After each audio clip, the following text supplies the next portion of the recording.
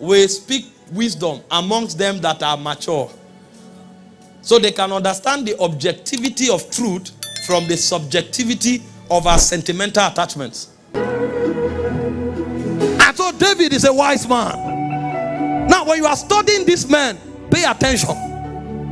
And that's why the formula I will give you tonight, it was David that gave it. The formula for supernatural living. You will see why David fought 66 battles and won all. He never lost one. Supernatural living. What kills others can become the platform for your shining.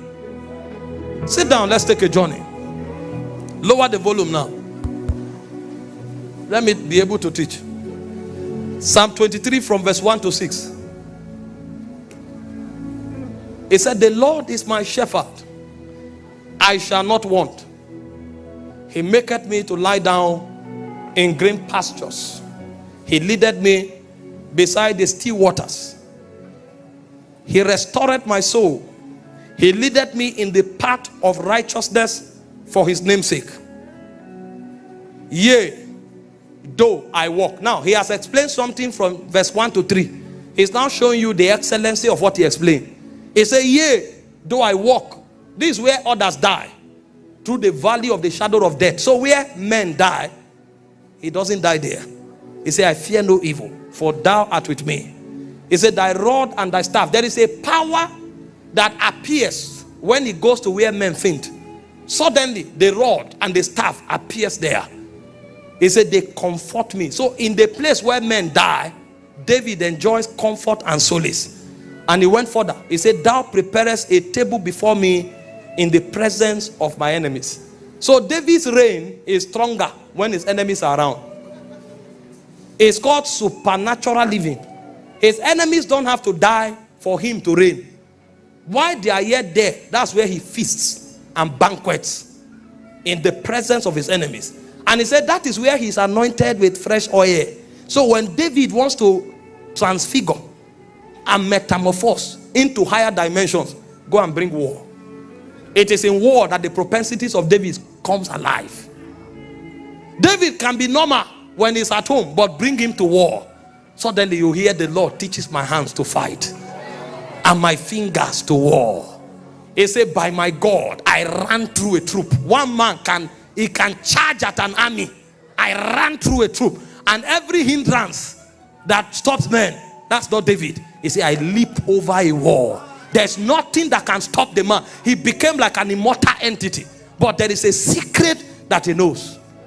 Thou anointest my head with fresh oil. And he said, my cup runneth over. And he summarized it and said, surely I know there is drought. I know there is famine. I know there is pain. But surely, this is not by fluke. It can be repeated. I have mastered it.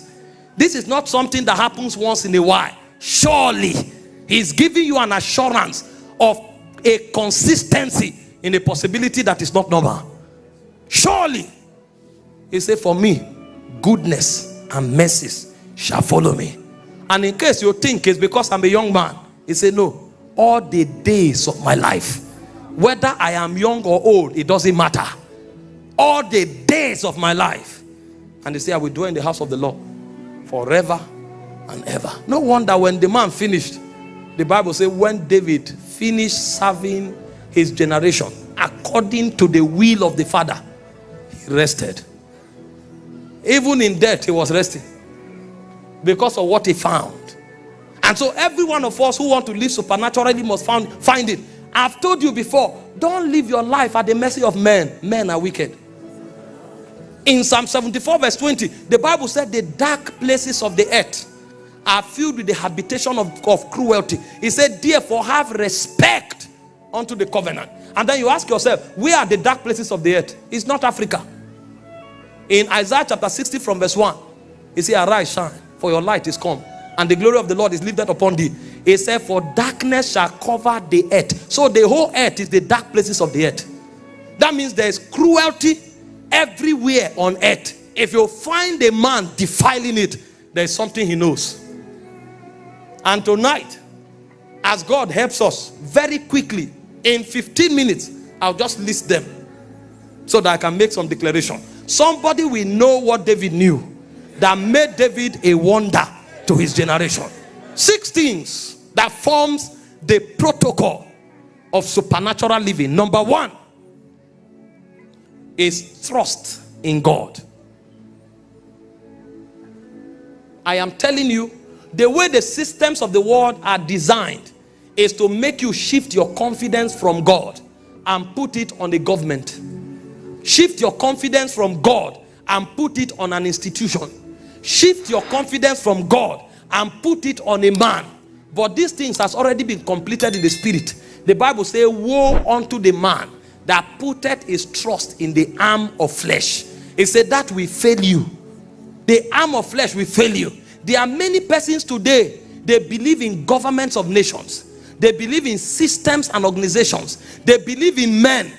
And the devil just looks at them and laughs. What they don't know is that there's a timetable already. The reason it looks as if they are prospering is because their own evil day have not come. Is the day your evil day comes that you will see that what you call 15 years, 20 years prosperity was a mirage. The devil just allow you to think that you have arrived. Then he will sweep you off overnight. The only assurance for living and living victoriously all your life is when the place of God is uncontestable. David was a king. Hope you know, in the era of David, a king is the owner of the whole land. So everything you have, even the one in your house, belongs to the king. He can take it from you if he chooses. That's how powerful kings are. And David was not just a king. David was a warrior that fought 66 battles and won all. But David is speaking. And he didn't say, I have experience. He didn't say, I have a throne.